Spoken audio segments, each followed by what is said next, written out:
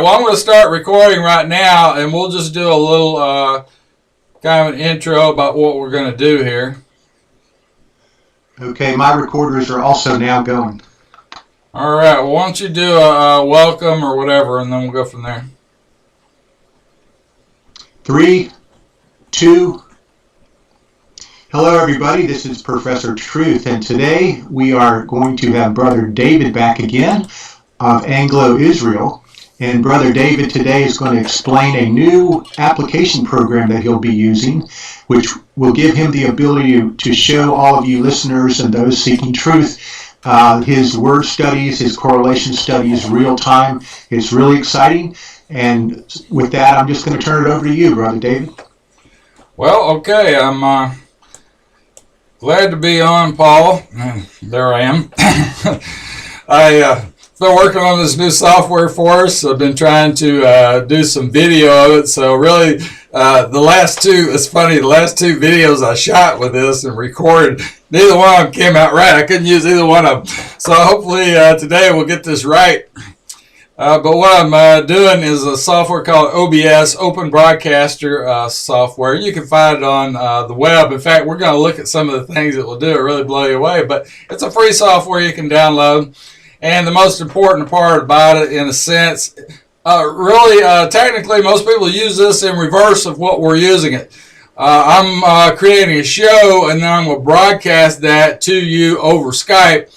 Where a lot of people right now are using it, they're doing like multiple Skype callers, and all these people are calling them, and then they're putting it all together, and then they're streaming that out either to YouTube or to some other service. I guess YouTube's maybe the most popular, but there's 100 different streaming services they can stream to. So we're going to use it where we're creating, looking at documents and that kind of thing, and then sending that back to Skype, and then you're picking it up and doing your show on your end. The good thing about it is it does the green screen. So what you're looking at behind me right here is the Branson Cross, and then I can show you that in full size, which is the this is here in Branson, Missouri. This is a new, they call it the Branson Cross, the tallest cross in the United States. Pretty good size. It's 218 feet, I think, to the top, but it's also already 100 feet above the freeway. So it's in the highest spot in Branson. Kind of hard to miss, on the north side. So I went over there and shot a little video of it to use where I could do a green screen, then throw me into it. So I've worked on that now for a while.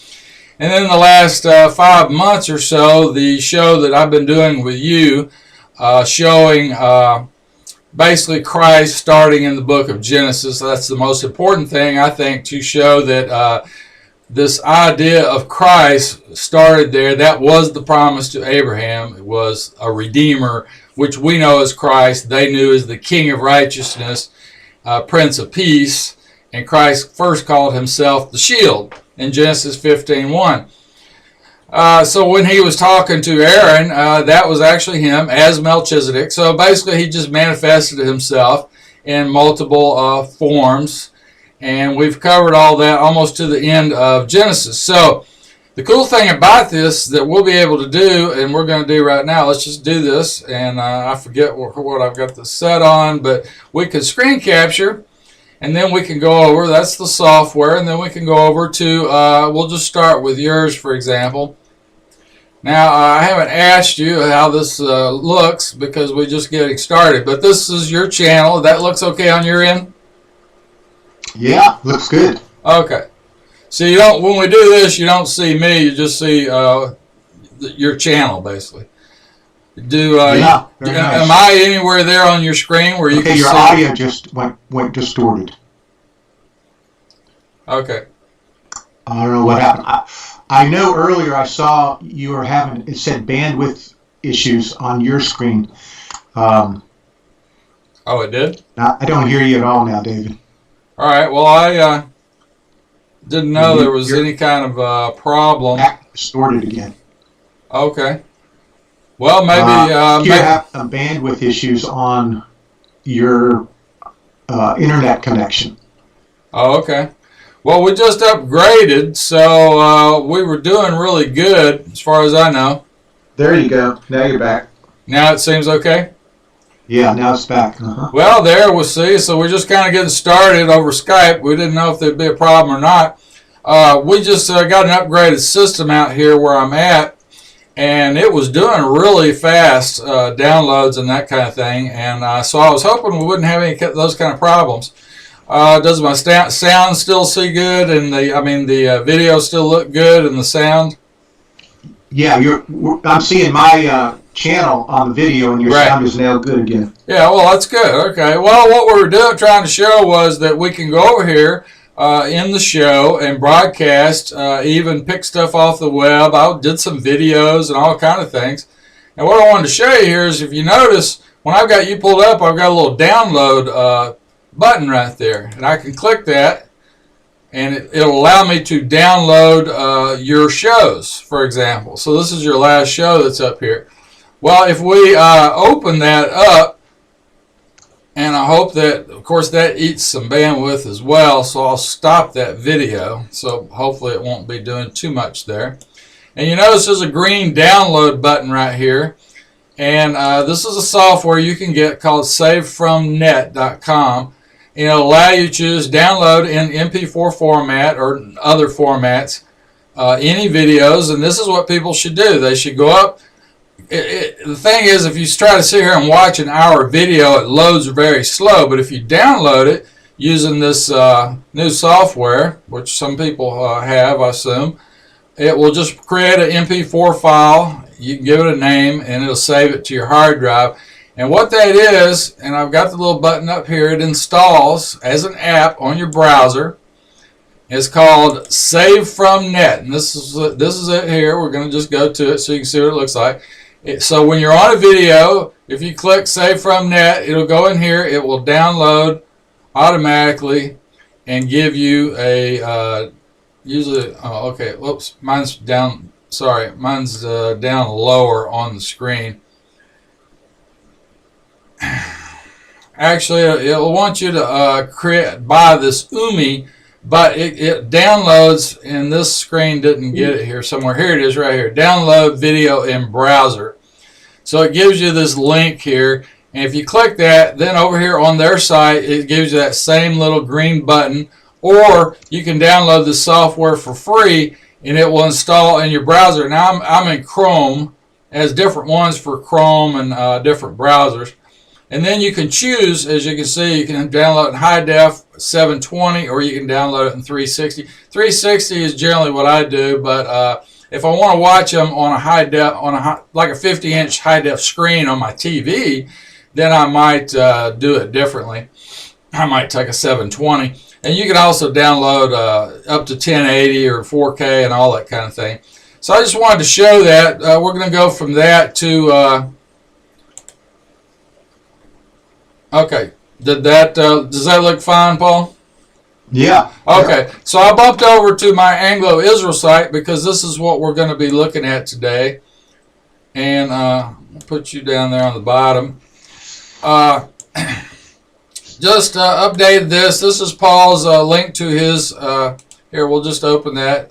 You can open link in new tab. And now it's downloading his YouTube page we were just at. I just download that. It's right there at the top of my page. The first one at the top are my videos on YouTube. The second one is his. And we've got 3 shows on his now. So if you go to his and scroll down, you'll find they're listed as Anglo-Israel. That's the name of our show. So if you get here on my channel, I name it the 144,000 Project. And the You Are Gods is this concept which I've got here of the 144,000 men of the royal priesthood, which is in Revelation. And that whole teaching started really in Exodus 19:6 when he called them a royal priesthood. So the first thing that Christ told Moses and the Israelites is that he was going to make them into a royal priesthood as soon as they came out. And then after that, see, that's Exodus 19, and Exodus 20, he gave them the law. So before he even gave them a law, he told them they were going to be a royal priesthood. And then the whole concept of the Bible is that's what he's making. He's creating a royal priesthood from his people. And when he got up to John, we get up to John, he's talking. Christ is talking there in John 10:34, and he quotes himself speaking. about himself, basically. He quotes a prophecy that he spoke to David in Psalms 82:6. And this is the context of what all my videos are about. If you go look on my channel, here, let's just pull the channel up here. Hey David, when you had the text on the screen just then, it was a little, you could read it, but it wasn't real super sharp text. Yeah, it was small. Yeah, it's small on this screen right here. Now I can make it bigger instantly because I can go over here and I can go up in size. I know on an Apple, if I hit Command Plus, it makes the screen bigger, and I think on a PC it's Control Plus. Yeah, I have it in my browser. It's just right up here. How does that look? See, that's a lot bigger right there. That's still blurry text, but it's much. Actually, it's really good now. It cleared itself up for some reason. I think you're having bandwidth issues that you're in. No, I just changed the size. So when I changed the size, I changed it up to 150%. Now, when we were playing with it earlier, you said that looked really good. So it looks good now. But people, all I'm really trying to do is get people to see that we can. What we can do in our show, so if they want to use the software for something else, but at least it'll come across and it'll make a good video on your end, so when people are watching, they'll be able to see what we're doing. Can you tell them what application you're using again? I'm in Chrome. This is just a browser thing right here, but the software that we're using is OBS. Now let's just do that because I want to see what happens when we go back to it. That's screen capture. You should just kind of see the software. I'm seeing like 50 of them. Okay, good. And then when we come back to the browser, so what that was in, we were in a screen capture function. And then whatever we're looking at on the screen in OBS, what it does is it outputs that and creates a virtual camera. And then when you go to Skype, but you have to use Skype Classic for the moment. You go into Skype Classic, which is the old version of Skype. It will create a second camera for you, or you might have multiple cameras anyway, but it'll create a camera, and you can give it a name. I just call it OBS, and it's basically the output of whatever you're looking at in OBS, and right now, this is what we're looking at. So it's a really cool feature because you can go over here and look at anything on the web that you can see. You can go and output that into your Skype, capture it and output it, even videos. I could even click on a video and it will display it in OBS and output it to Skype at the same time. Now what we've been working at with our last 3 videos is this You Are Gods right here. And then I've started in this topical cross-reference chart, and I just loaded this, so this is what it looks like. Now I have a zoom in this one as well, and I'm going to go up a little bit and see how that looks. That should look pretty good right there. How about that?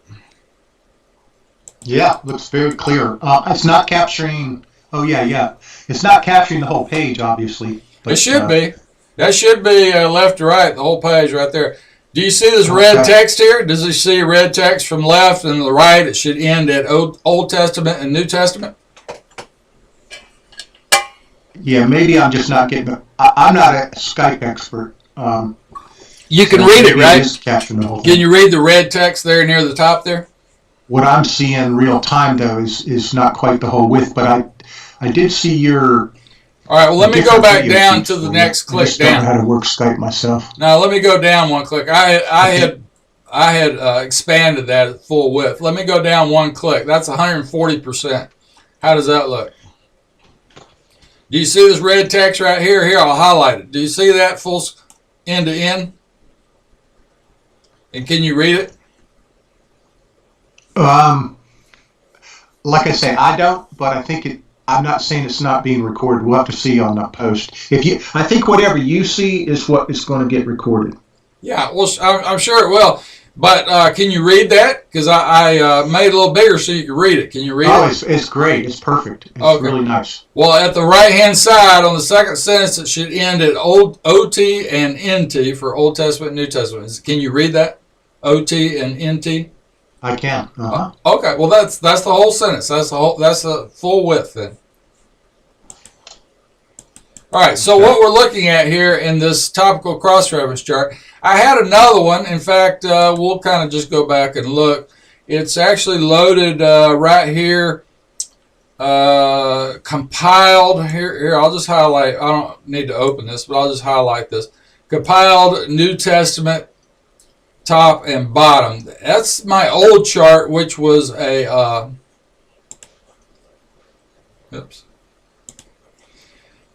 which was a PDF, or it was a JPEG, so it was an image. So I took everything that was on that chart and I added more words to it. In the context of what we're doing here, it's like when I started here, 12 tribes or 12 kindred tribes. They're really kindred tribes, and it does use that term kindred for tribes in multiple places in Scripture. The 12 kindred tribes, and then verses where it mentions Abraham, Isaac, Jacob. And then if there's verses where it might say aforetime, for example, or chosen, like chose, chosen, chosen, contract, cornerstone, covenant, elect, election. I'm highlighting that so you can kind of see what I'm reading here.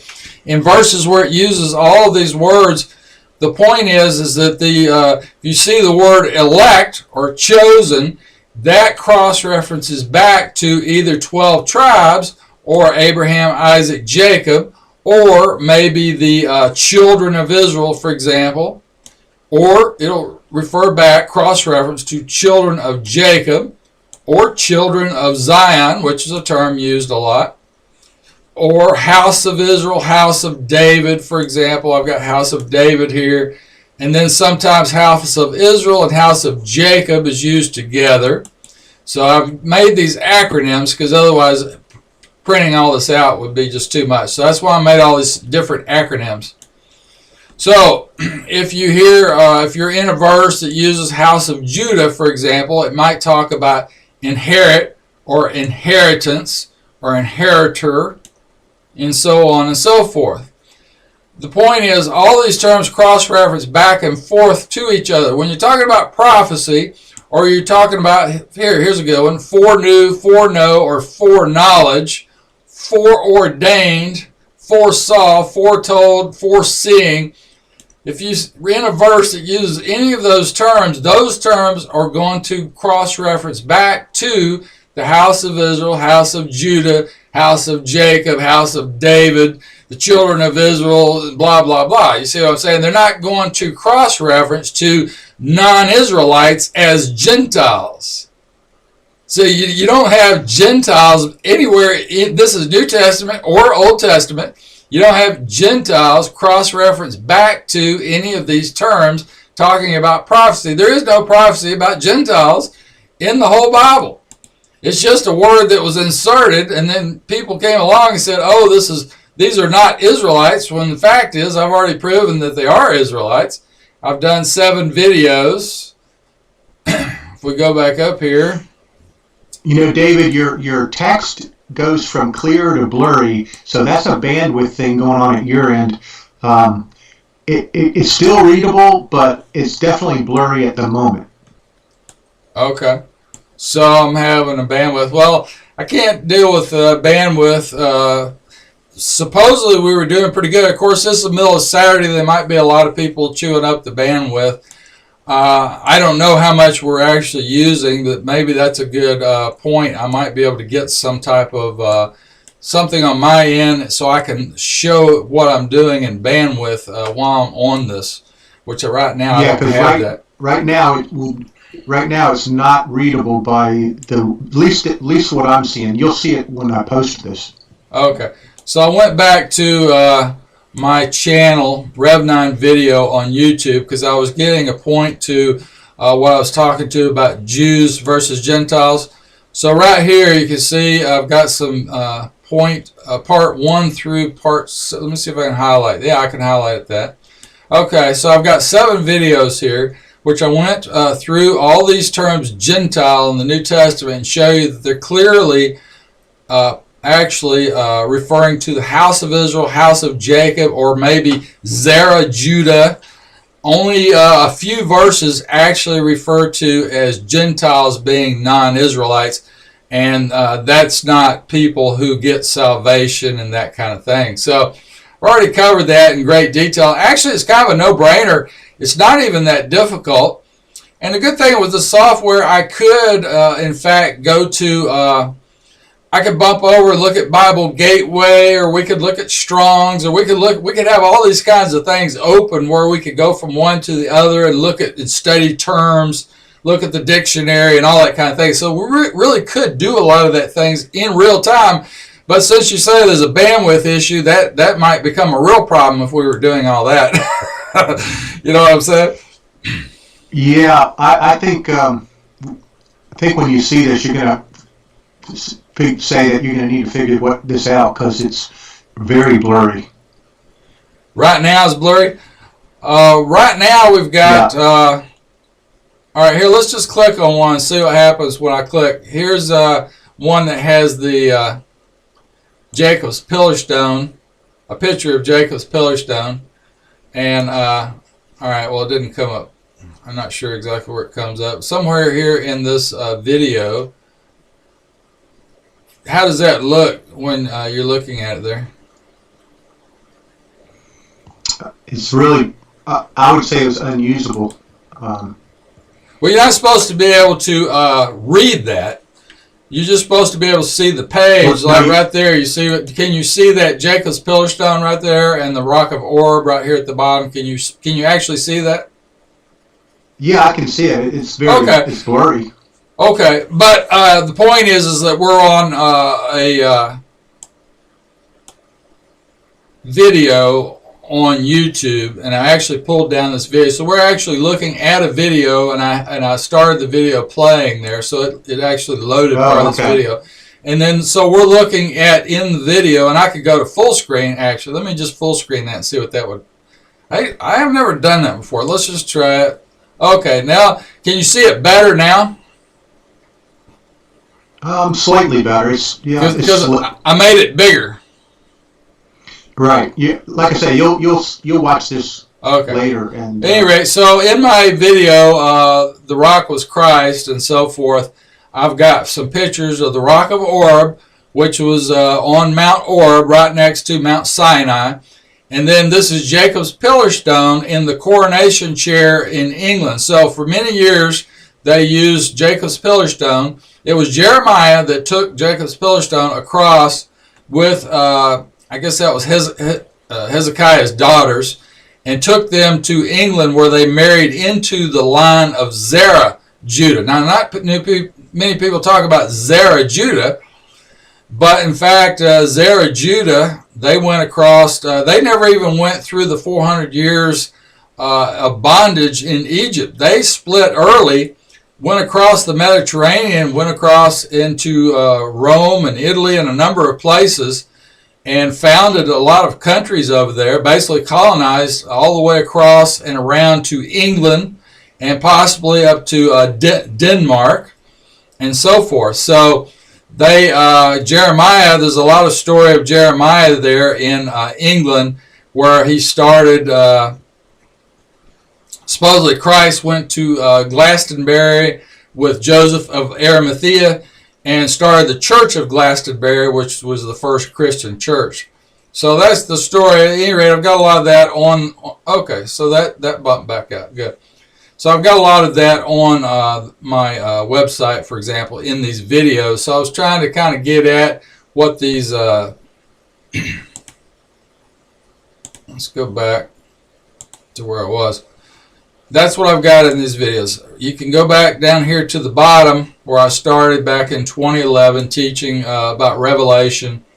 I kind of started out Revelation summary videos, part 1. So I've got part 1 through 10. And then I went into teaching the New Testament in context. I got, I think, 28 videos there. And then this one here with the, this is the eclipse from 2017 when I was out at the eclipse in Illinois. I think I was near Carbondale. And I was the only one there at the conjunction of where the 2017 and the 2024 eclipse happened, or will happen, exactly. They make a big X across the United States, and I believe that's tied to the beginning and ending of the tribulation period. So we've talked about that, and then I got into teaching Jews versus Gentiles. And if you're scrolling up, I taught all these prophecies here, the 300 quotes in the New Testament. We talked about the 300 quotes, and I showed that most of those were prophecies. So went back, took 55 videos. I think that's about 50 hours approximately, to go through all this and conclude that what Christ taught basically in the New Testament, in Moses, the prophets, and Psalms, and you'll see that in Luke 24:44, Christ is speaking, and he says that's what he taught the apostles. And that's what he taught them, is those 300 quotes in the New Testament. That's what he taught them. And what he taught them was all the prophecy of the first coming of Christ, and then later the second coming of Christ. He didn't teach them about the prophecies of the second coming until the last 40 days after he had risen. And everybody remember, he's walking down the road. I forget the name of the little town, Emmaus or something like that. And he meets these two men talking, and they're talking about him, but they don't recognize him. And so he starts teaching them about these prophecies of the first coming, and they're like, wow, you know all this stuff, but you don't know that he just died, and they're talking to Christ. It was really amazing when you realize what's going on. And I noticed just the other day when I was looking at that, I realized that, in fact, that's at the beginning of Luke 24 when he's teaching that to these two men, and it's two of his disciples. And he only taught them the prophecies of the first coming. He's walking about 7 miles to this little town, which is due west of Jerusalem, and he's teaching them all about the first coming of Christ, or about himself, in other words. And then later on in Luke 24, when you get verse 44, in other words, then you see he's talking to all the apostles and disciples, and in 40 days he's teaching them everything about himself from Moses, the prophets, and Psalms. So there, he's teaching them all the prophecies of when he's going to return. All right, so think about this for a second. In the first part of chapter 24, in about 2 hours, it's about 7 mile walk. So in that 2 hour walk with these two disciples, he teaches them everything about the first coming. In the second part, in 40 days, he teaches them everything about when he's going to return. All the prophecies. Do you want to switch back to so people can see you instead of the screen? Well, I'm trying to show them what's on the screen here, actually. But I'm just trying to do a little explanation here. Okay. About the prophecies, and that's why I'm doing this right here. Now, does that look good again? Can you see where I highlighted it? Yeah, it's back to looking okay. Okay. But at any rate, this is a document on my site, and I went to it. I showed you. It was Topical Crossreference, and it was right at the bottom of my page there, and that was the whole point of doing that. It's right here. Free Bible charts, the first 5, and I may end up having more here, but the first 5 are PDFs, and we're in this Topical Cross-Reference chart. So we're looking at it in real time, and this is what it looks like. But the whole point of this is all about those prophecies of Moses, the prophets, and Psalms. All of these terms tie into these prophecies that Christ taught and says he taught in 40 days to his apostles and to some of the disciples in 40 days. That's what it says, and that's him speaking. That's Christ speaking in Luke 24:4, basically in Luke chapter 24. If you read that whole chapter, that's Christ speaking. So in his own words, he said that he taught these prophecies. So every church, if they wanted to teach what Christ taught, they would teach Christ starting in the books of Moses. That's what I'm getting at, you see. He should be. Every church should be teaching Christ starting in the book of Genesis. This is what we've been doing for our last 3 shows. Now we're just going to do it better because we're actually going to be able to look at these verses, verse by verse, on this chart. Now, this is a work in progress. It'll probably take me at least another year to even get this looking really, really good. But here are all the terms that cross-reference to each other. So you can just look down through these terms. That's what these are, and I've made them into acronyms. KOG for Kingdom of God. the Lion of Judah. There's Melchizedek. Right here is Melchizedek, King of Righteousness, Prince of Peace. And Melchizedek means King of Righteousness, Prince of Peace. KOR/POP. So I had to make my own little acronyms for this. Men of Israel, that's something in the New Testament. And here you go, Moses, the Prophets, and Psalms, MPP. And that's where we get that. There's 300, not 300. I think there was 120 uses of Moses, the Prophets, and Psalms in the New Testament. Some of them just say the book of Moses or the book of Isaiah or this book or that book. Some of them say Moses and the prophets. Only in this one verse, Luke 24:44, is where it uses the term Moses, the prophets, and Psalms, all in one verse. Other verses talk about Psalms and individually, in other words. But that's Christ speaking. How did you actually figure this out? How did you? Do you have a program that searches for words, or how did you do it? No, I'm reading the Bible and just putting it in manually.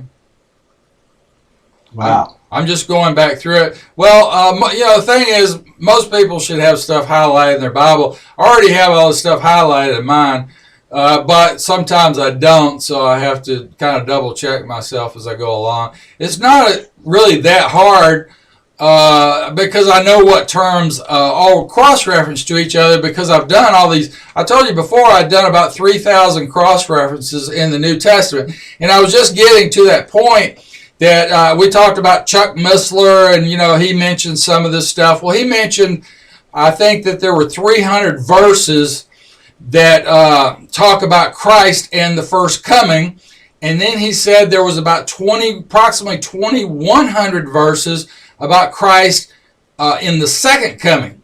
So when you connect those together, that's about 2,400 verses that would connect right here of what we're talking about, Luke 24:44. So to teach Luke 24:44 properly, you would have to cover approximately 2,400 verses in the Bible to teach that properly. Now, has any church done that? No, of course they haven't done it. Even Chuck Missler hasn't done that. Of course, he's died now. He died recently. But what I'm saying is we just don't get that kind of teaching. Probably don't get it from any church in America, I would doubt. But here, let me scroll down. You're going to see what this looks like. Let me just scroll down and show this. That's amazing, David. And I would just like to say, there's actually people out there that say that the Bible does not teach there's a second coming. Can you believe that? There's a lot of things people don't realize. But I think once they get this chart, this is what I want people to do. I want people to download this chart and print it out. Of course, right now it's a small chart. It might be 100 pages when I get done, but you're going to see the beginning of it right now on this in real time on Skype, which is really amazing that we can do all this.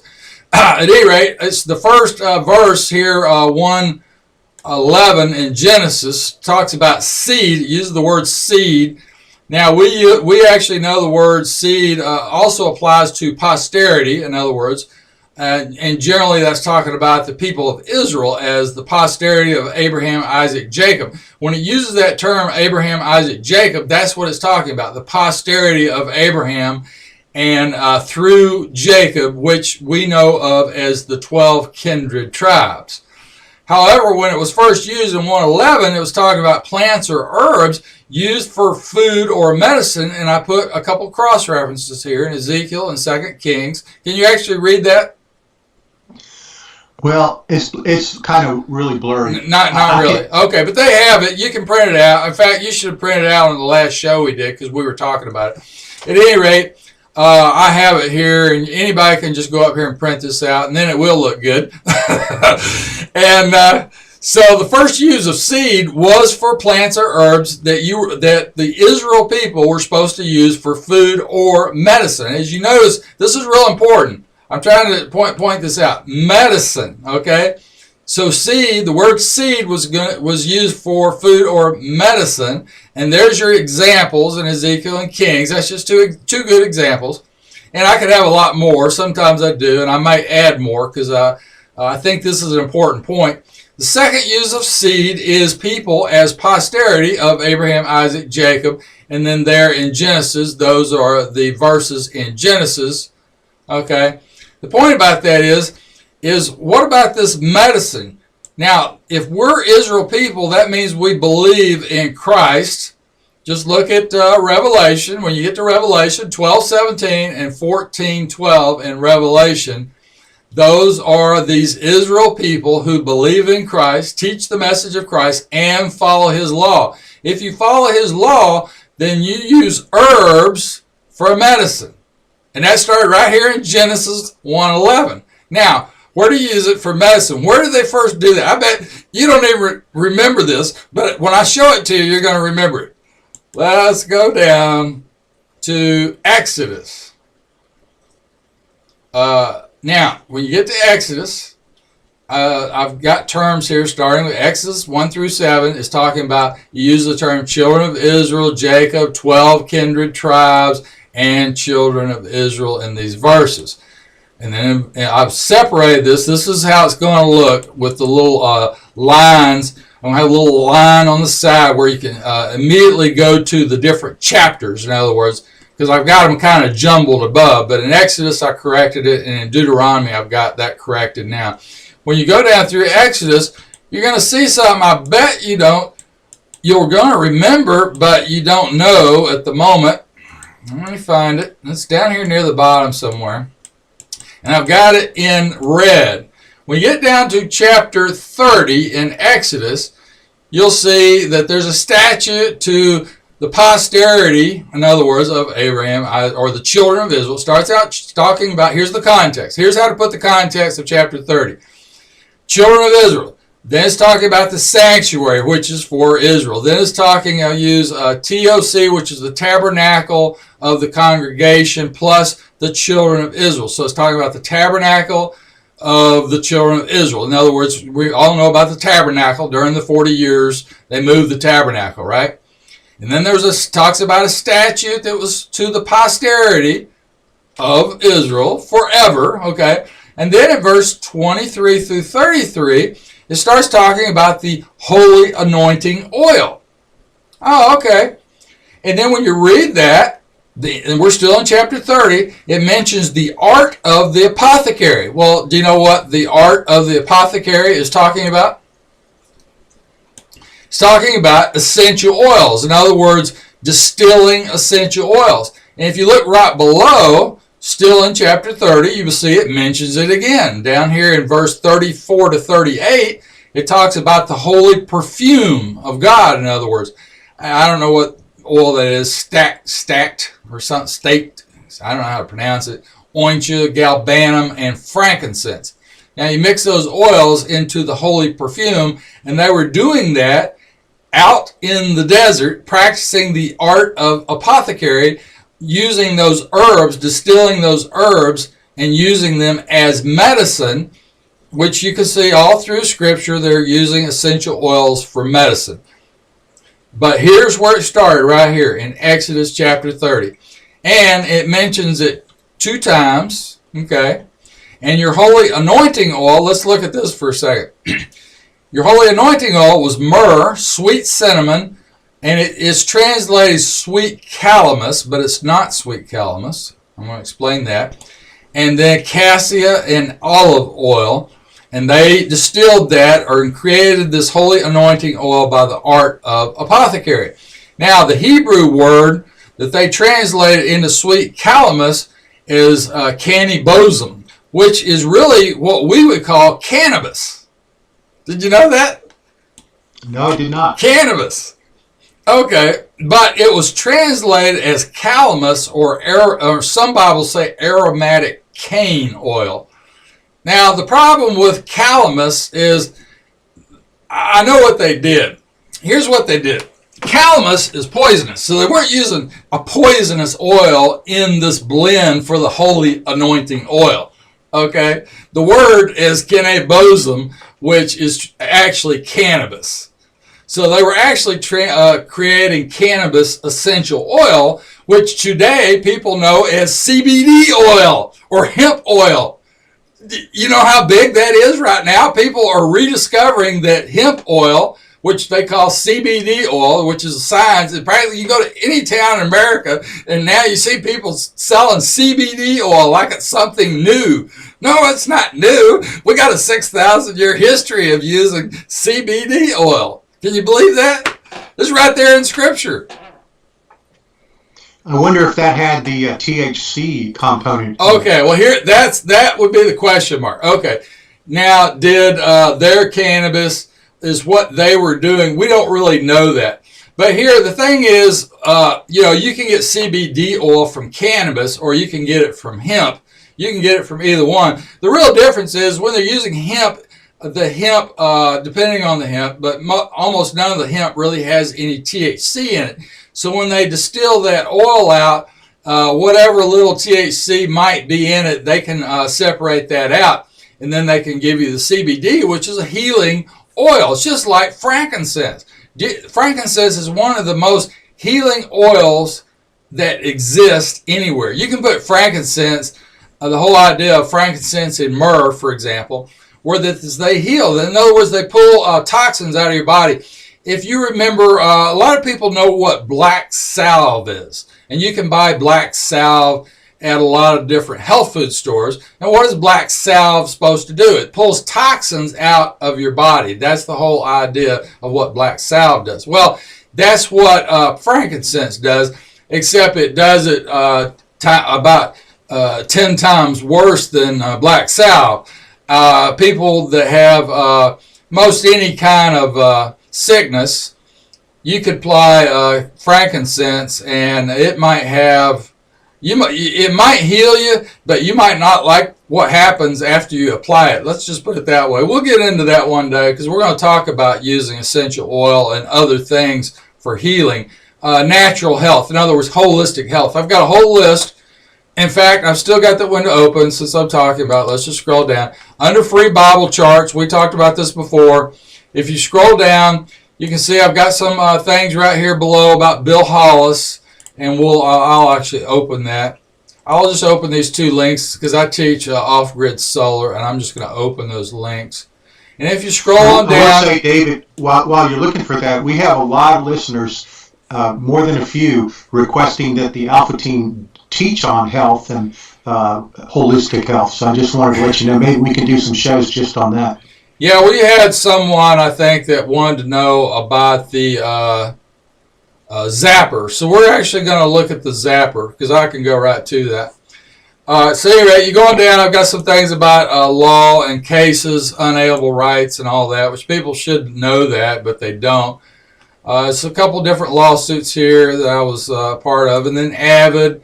Here, I'll just right-click that, and I'll open that in the background. And we'll talk about that. And then I got a whole section on natural healing doctors. And I kind of start out telling people that, look, doctors, in other words, osteopathic, who do osteopathic or naturopathic medicine are usually a better choice.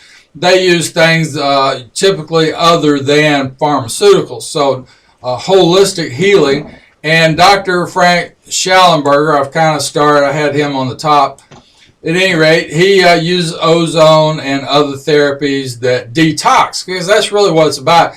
We have a lot of chemicals. We're collecting way too many chemicals in our food, from our water, from our air, and we're just overrun with chemicals, and that's what causes disease. Of course, they don't know which chemical, but you got right at 100,000 chemicals when you walk outside your door or even in your house. There's right at 100,000 chemicals that you're exposed to on any given day. So ozone therapy. Now, that's a great thing, and you can do it at home, but also if you look down here we'll just go to it because I've got it right here. Dr. Rowan. And if you go over there to Dr. Rowan, everybody remembers this Ebola scare a few years back, and then all of a sudden it just disappeared. Well, I can tell you why it disappeared. Just click on this link, Doc Rowan, that's his website, .com, Ozone Cures Ebola. He's got it right on his website of how ozone cured that whole Ebola crisis, because ozone, when you inject it into your bloodstream, which is what they were doing, it kills viruses, it kills bad bacteria, and it kills things like mold, which cause a lot of health. Well, that's the root cause of most of our health problems is viruses, bacteria, and mold. And fungus. Well, yeah, that's what mold is. That's what I meant to say. So, Okay. you can go right over to his website and see how they cured Ebola. Now, if you can cure Ebola is just a virus, right? Well, what about AIDS and HIV? And yeah, exactly. Now, so you should go over there and look at his videos. He posts Dr. Rowe, and here's his YouTube channel, and you can look at all this. Some people like Facebook. He talked about all of this, and they're teaching how to use ozone. So he teaches classes, and that's really interesting to see other doctors come in there and get healed with ozone, and then they look like, wow, I never knew that. I never knew you could use ozone to, like your teeth. Your teeth are actually a huge problem. You get infections from like root canals or other problems which are really embedded down the root of your teeth. And when you use ozone on your teeth, you can cure up those infections, and then your problem, whatever your disease is, just mysteriously goes away. So at any rate, so I've got this whole list, and Dr. Edward Group and the Intramax. I'm going to actually open that. Intramax is something everyone should be taking because it's 100% organic liquid vitamin and mineral supplement that contains 415 nutrients. There's nothing on the market even close to that. The closest thing I found has about 200 nutrients in it. This Intramax has 415. And I'm actually down to, I'm just using a half a cap a day. I've got a thermos bottle. It's probably about 50 ounces, something like that.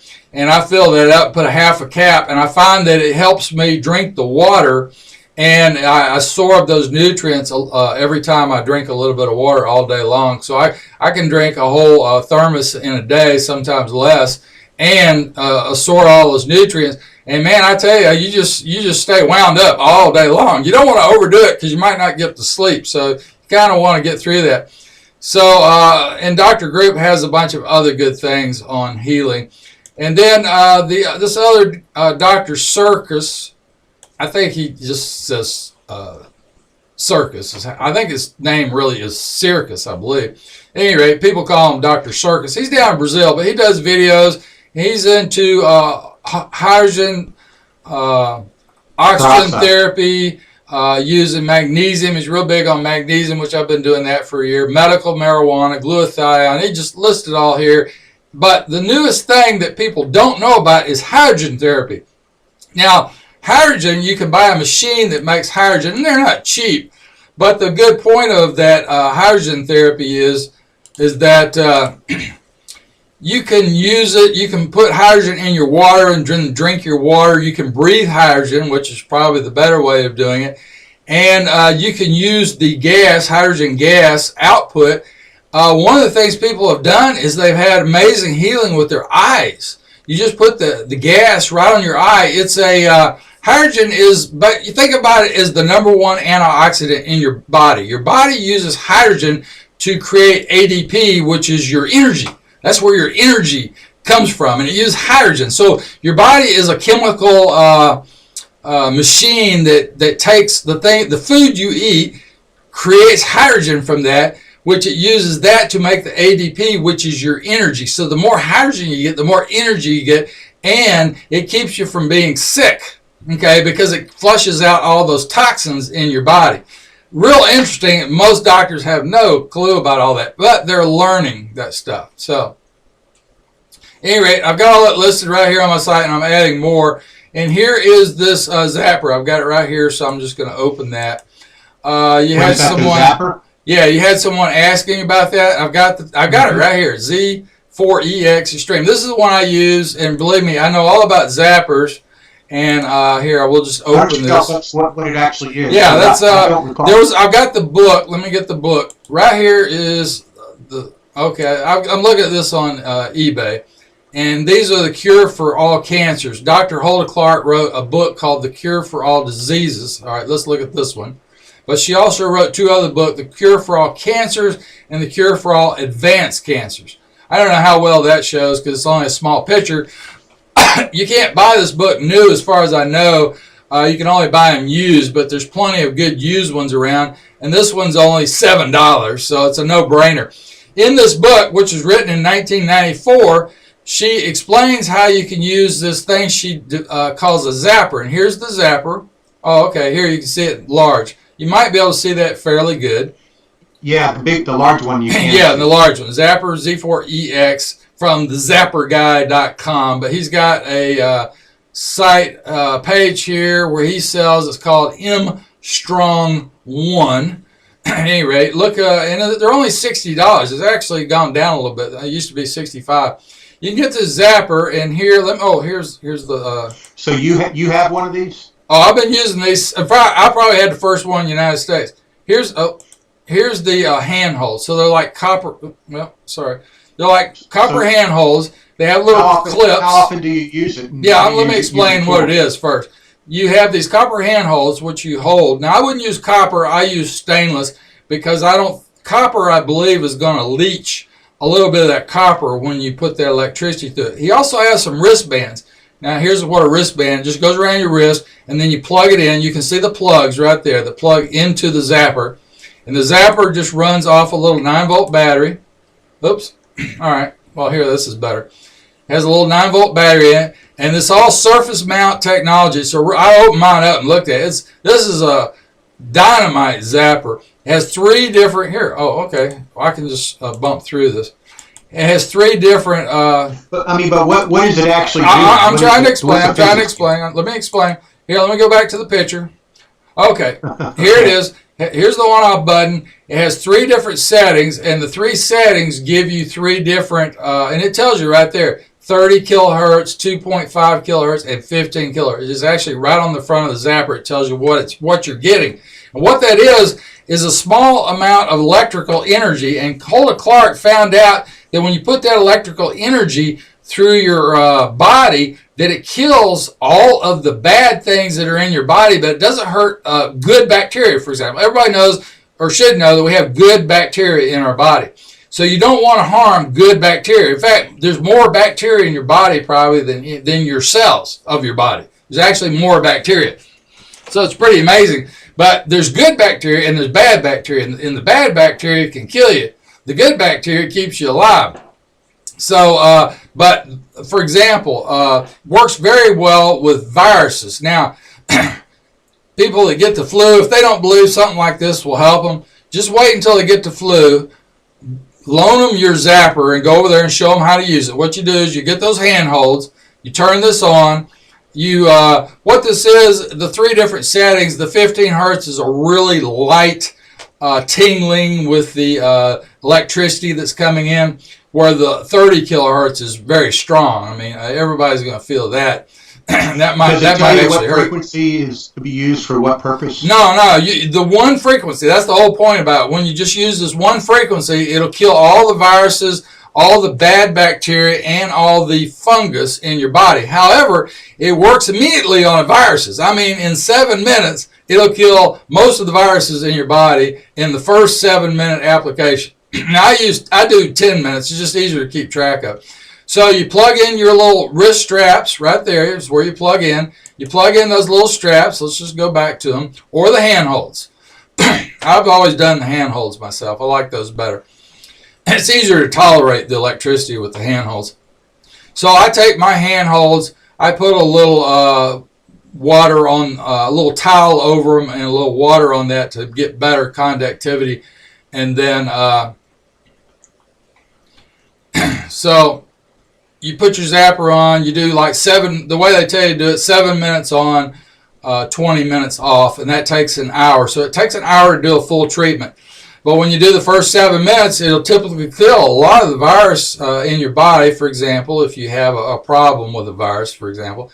And then the second time around, you wait 20 minutes, you do 7 minutes again. That second round will usually clear up the rest of those viruses. Because the way she explains it is that viruses actually take up residence inside of bacteria. So they'll actually hide inside of bacteria in your body. Bad bacteria, not good bacteria. They'll hide inside of bad bacteria.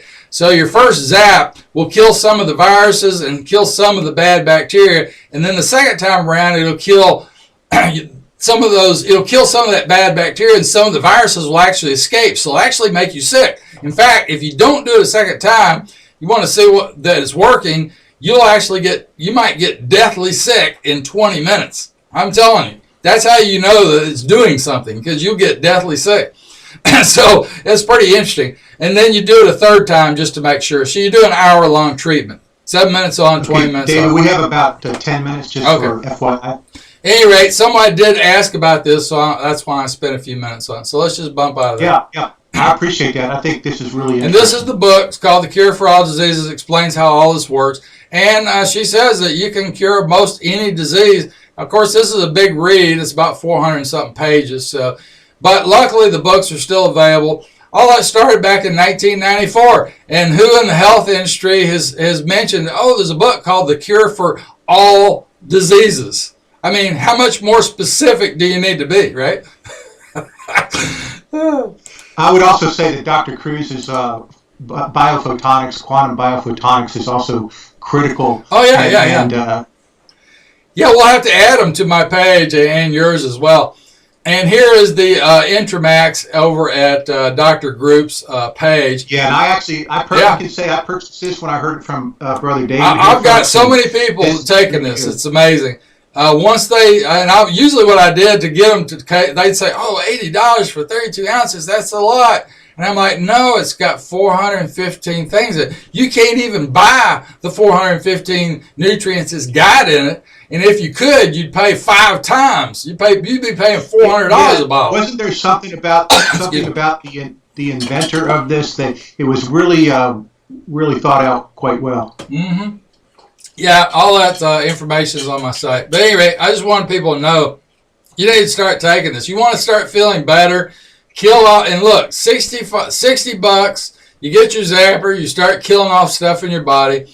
You get an $80 bottle, and this lasts me 2 months because I only do a half a cap. That's calculated at 1 ounce a day, which is a full cap. I only do a half a cap. But yeah, you should probably start with a 1 ounce cap full every day when you're first starting out. But don't take it late in the day. It's got to be morning or by noon. Because if you take it afternoon, you probably won't go to sleep. That's how much difference it makes. Once your body starts getting all these vitamins, your body you get immediate. I mean, day one, you're going to notice what happened from this Intramax. Yeah, I put it in my morning shake because Dr. Cruz says we all should get about 50 grams of protein within 30 minutes of when you wake up. And I add this vitamin that Brother David is showing us here. It's amazing stuff. Well worth the money, and just learn how to use it. I was going to show this. I took this picture. This is the Ten Commandments monument. Years ago, I've got a whole page on here with pictures where it was started out in Houston, Texas, where I lived. And they had me drive it around, so that's how I ended up getting all these pictures. I was the only one that took pictures. You're gonna have to take about a 2-minute break here. I got my dog inside, and he's protesting that he has to go to the bathroom and whatever. I would have had him outside, but I'm going to finish the show then, David. Is that okay? Okay, everybody. This is Professor Truth. This is Brother David. He's kind of demonstrating a new software program that he'll be using. We'll have to see if we can get it a little bit clearer, but you get the point. It's going to be very interesting, especially when we get into some of his advanced word studies. So hope you enjoyed it today. This is to be continued, and of course, Brother David is so anointed, so gifted, my gosh. Hundreds and thousands of hours, or maybe tens of thousands of hours he's put into this. And he's got it all available on the site. I encourage you all to check it out. Quit saying that. It's only thousands of hours. Yeah, I said tens of. I know, you keep saying tens of thousands of hours. It's only thousands of hours. At any rate, I see we need to wrap up and all that. So, at any rate, people have a good idea of what we got here. And I'll go back to me here. Oh, I got here your picture. Wow. All right. So, can you see me again? We can finally see David. All right, everybody, we finally see him. I actually, just this being the first time we've tried the software, I recommend you flip back to your picture more often because you're talking a lot, and people are seeing a very blurry screen that really is maybe arguably not readable. Okay, so, but here's what I'm doing as well. I'm also recording on my end, so my recording direct from my computer should be very clear. And really all I'm trying to do is show them what we're looking at on the web. So, sending them 2 documents and web pages and all that kind of thing. That's generally what I'm doing with it. I can actually display that stuff here. I can make a screen of it, and that would be clearer instead of going through the web and looking at it on the web. You know what I'm saying? Because then we're kind of dependent on bandwidth. Watch this when I post it and make your own decision on if you think you need to make some course correction. But in general, it's a pretty promising program. I think it is. And the other recording I'll just put on of course, my recording, your recording will look different because you're doing it through Skype where I'm just doing it direct from the computer. I think mine will come out pretty clear, and it will be, I don't even know. I think it's in 720 high def MP4. I think is what it's creating. Yeah, but how will I get a hold of yours to? It'll just be on my YouTube page. I'm just going to put them on my YouTube page because they're not going to look the same. Okay. Mine and yours are going to look different. Okay. Because mine's only going to show what you're seeing in this screen. It doesn't even show you on Skype and all that. It doesn't show that.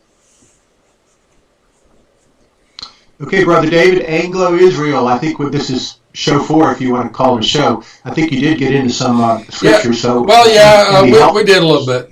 Yeah, I kind of showed you what the topical cross-reference was all about. Kind of got into that, and once people get into that, I'm going to be doing more shows explaining that chart and how to use it.